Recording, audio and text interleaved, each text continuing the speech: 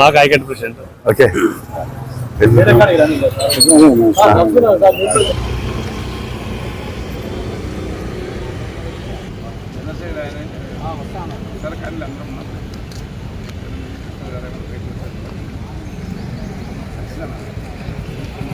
పాత్రికేయులందరికీ నా అభినందనలు, నమస్కారాలు. నేను కడప జిల్లా పంచాయతీ సర్పంచుల సంఘం సలహాదారుడుగాను, పంచాయతీ ఎగ్జిక్యూటివ్ ఆఫీసర్గా రిటైర్డ్ అయినాను. గతంలో గ్రామ పంచాయతీ పరిధిలో ఎక్కడ నిర్మాణం చేపట్టవలసి ఉన్న పంచాయతీరాజ్ యాక్ట్ సెక్షన్ 121 మేరకు గ్రామ పంచాయతీ అనుమతి తీసుకొని నిర్మాణం చేపట్టాలి. అది ఏదైనా సరే, కనీసం హోల్ వేయాలని కూడా సెక్షన్ 121 మేరకు గ్రామ పంచాయతీ అనుమతి పొందాలి. తర్వాత 300 స్క్వేర్ మీటర్ల పరిధిలో భవన నిర్మాణానికి గ్రామ పంచాయతీ పరిధిలోనే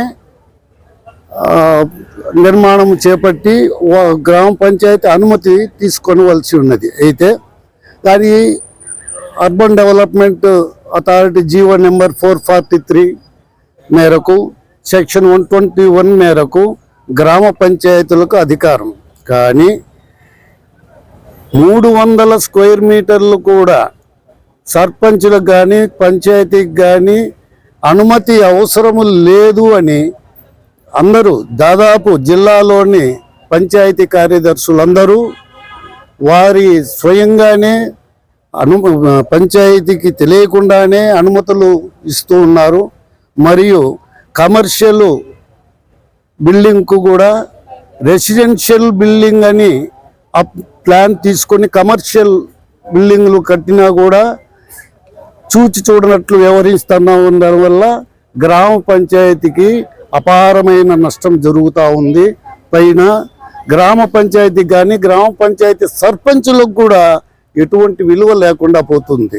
గత ప్రభుత్వంలో వాలంటరీ వ్యవస్థ పెట్టి గ్రామ పంచాయతీ సర్పంచుల కన్నా వాలంటీర్లకే విలువ ఉంది అని చాలా వాపోతుండేవారు. అయితే ప్రస్తుత ప్రభుత్వం వచ్చిన తర్వాత గ్రామ పంచాయతీ సర్పంచులకు విలువ మాత్రం ఉంది, కానీ రావాల్సినటువంటి నిధులు అలాగే రాకుండా అలాగే కొనసాగుతూ ఉన్నాయి. మరియు గతంలో స్టాంప్ డ్యూటీ వచ్చేది. మేము పనిచేసినటువంటి కాలం నందు ప్రతి 3 నెలలకు ఒక పర్యాయం స్టాంప్ డ్యూటీ వచ్చేది. పంచాయతీలకు ఆర్థికంగా చాలా ఇబ్బందులుగా ఉన్నది. కొందరు జీతాలు కూడా ఇవ్వలేనటువంటి పరిస్థితులు ఉంది. కాబట్టి ప్రస్తుత ప్రభుత్వం వారు సర్పంచుల వారి విన్నపాన్ని మన్నించి సమస్యలను తీరిస్తే గ్రామ పంచాయతీ అభివృద్ధికి చాలా దోహదపడుతుందని నా అభిప్రాయం. సమస్య దిశగా మన కడప జిల్లా ఇన్ఛార్జి మినిస్టర్ అయినటువంటి సద్దా మేడం గారిని కలవడం జరిగింది. మేడంకు ఒక మెమోరాండం ఇవ్వడం జరిగింది. అదేంటంటే, గతంలో అనుడా అని ఒక సంస్థ వచ్చింది. మేము ఒక 17 నెలలు 18 నెలలు అవుతుంది అది ఏర్పడి. ఎప్పుడూ లేదు సర్పంచులకు ఈటాటి దౌర్భాగ్యమైనటువంటి పరిస్థితి లేకుండా ఉన్నది. ఎప్పుడు సాఫీగా జరిగిపోతున్నటువంటి తరుణంలో అనుడా అనేది వచ్చింది. అనుడా వచ్చిన తర్వాత జిల్లాలో వేరైన తర్వాత కుడా అని, మన కడప జిల్లాకు కుడా అని ఒక సంస్థ వచ్చింది. కుడా వచ్చినప్పటి నుంచి దాదాపు మాకు రావాల్సినటువంటి అమౌంట్, ఒక ఏదైనా ప్లాన్ అప్రూవల్ కావాలన్నా, ప్లాన్ ఇండ్లు కట్టుకోవాలన్నా కూడా మాకు 14% అమౌంట్ వస్తుంది. అది ఇంతవరకు మాకు జమ చేయకపోవడం చాలా దౌర్భాగ్యమైనటువంటి పరిస్థితి అని మేము భావించుకుంటున్నాం. ఇప్పుడు ఉమ్మడి ప్రభుత్వం వచ్చిన తర్వాత మాకు దాదాపు 15th ఫైనాన్స్ అయితేనేమి, ఇంకా ఏమైనా పన్నులు అయితేనేమి డైరెక్ట్ సర్పంచుల ఖాతాలోకి పడడం, సర్పంచుల యొక్క విలువ పెంచడం కూడా చాలా సంతోషమైనటువంటి విషయం.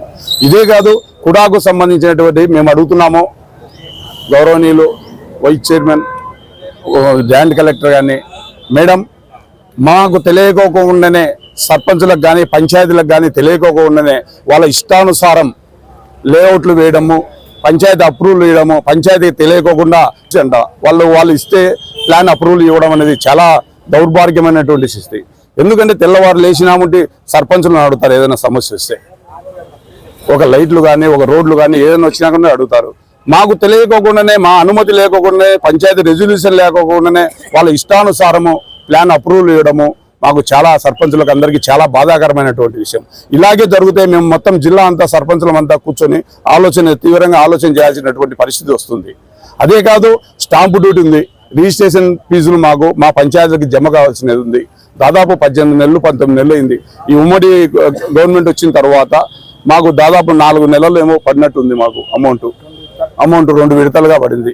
అది కూడా గౌరవ కలెక్టర్ వర్యులు అయితేనేమి, మినిస్టర్ గారు అయితేనేమి దీని మీద చర్య తీసుకొని సర్పంచుల యొక్క పరిస్థితులు అర్థం చేసుకొని అక్కడ జరగవలసినటువంటి డెవలప్మెంట్ను ఆలోచన చేసి చేయవలసినదిగా అది త్వరితగతిన సర్పంచులకు అందజేస్తే ఇంకా మాకు చాలా సంతోషంగా ఉంటుందని చెప్పి తెలియజేస్తున్నాం. ముఖ్యంగా జాయింట్ కలెక్టర్ మేడంను, మాకు కుడాకు సంబంధించినటువంటి వైస్ చైర్మన్ గారు, ఆమెను పదే అడిగాం. సర్పంచులకు కానీ పంచాయతీ రెజల్యూషన్ కానీ ఏమే కానీ లేకోకుండా వాళ్ళ ఇష్టానుసారము ప్లాన్ అప్రూవ్ చేయడం అనేది చాలా తీవ్రమైనటువంటి విషయం. దీని గురించి త్వరలోనే మినిస్టర్ గారిని కూడా కలుస్తాము. కలిసి కూడా మా యొక్క బాధ వాళ్ళకు తెలియజేస్తాము. ఏది తెలియకోకుండా కూడా సర్పంచులమంతా కూర్చొని దాదాపు మన కడప జిల్లాకు సంబంధించినటువంటి 600 మంది సర్పంచులం ఉన్నాం. దాదాపు వాళ్ళందరం కూర్చొని ఆలోచన చేసి ఏం చేయాలా, ఇది ఖచ్చితంగా రాకపోతే కనుక గత ప్రభుత్వంలో ఇబ్బందులు పడ్డాము, ఇప్పుడు కూడా ఇబ్బంది పడకూడదు, పనియరు అనేది మాకు చాలా నమ్మకంగా ఉంది. కావున మాకు ఈ ఒకటి చేస్తే బాగుంటుందని చెప్పి ఫండ్స్ రిలీజ్ చేయడము, ఇంకా ఏదైనా కానీ సర్పంచుల యొక్క విలువలు పెంచుతారని చెప్పి గౌరవ మంత్రివర్యులు అయితేనేమి, ముఖ్యమంత్రి వర్యులు నారా చంద్రబాబు నాయుడు గారు అయితేనేమి, మంత్రివర్యులు పవన్ కళ్యాణ్ గారు అయితేనేమి దీని మీద ప్రత్యేకమైనటువంటి శ్రద్ధ తీసుకొని సమస్యలు పంచాయతీలలో ఉన్నటువంటి సమస్యలు పరిష్కరించాలని చెప్పి కోరుకుంటూ మీ ద్వారా సెలవు తీసుకుంటున్నాను.